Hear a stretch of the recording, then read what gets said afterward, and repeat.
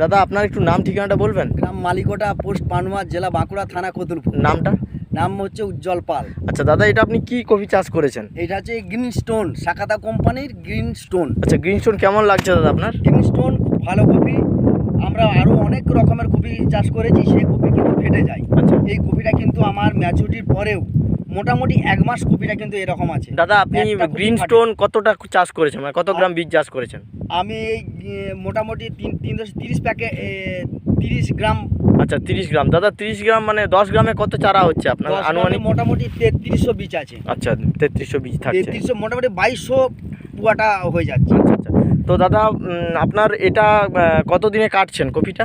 এটা কাটছি মোটামুটি 55 থেকে 60 দিন। আচ্ছা দাদা, আর অন্যান্য চাষিরা কি বলছে দাদা এটা দেখে আপনার? আবার দেখেছে, সবাই দেখে বলছে আমার তো আর রেয়ার বল নেওয়ার দরকার নাই, আরও যে নানা রকম কোম্পানি যে আছে বলছে এটা যদি এরকম ভাব থেকে যায় হ্যাঁ। তাহলে আমাদের অন্য রকমের কোনো চাষ করা যায়, বা বীজটাও বেশি পাচ্ছি, পুয়াটাও বেশি পাচ্ছি। আচ্ছা আচ্ছা। কোথা থেকে কিনেছিলেন দাদা এই বীজটা? এটা কতুলপুর চাষিঘর, ওই আচ্ছা। বাপিদা আছে না, আচ্ছা আচ্ছা আচ্ছা। ওই বাপিদার কাছে কিনেছি। তো দাদা আগামী বছর কি এটা করবেন? আগামী বছর এই কপিটাই চাষ করব, বা সাকাত কোম্পানি যদি কোনো বা এই ধরনেরও বীজ দেন আচ্ছা আচ্ছা আচ্ছা। তো আমরা সব সাকাত কোম্পানির করব, বা সাকাত কোম্পানির টমেটোও করেছি। আচ্ছা। খুব নিঃসন্দেহে ভালো। ঠিক আছে দাদা, সাকাতা কোম্পানির পক্ষ থেকে আপনাকে অনেক ধন্যবাদ।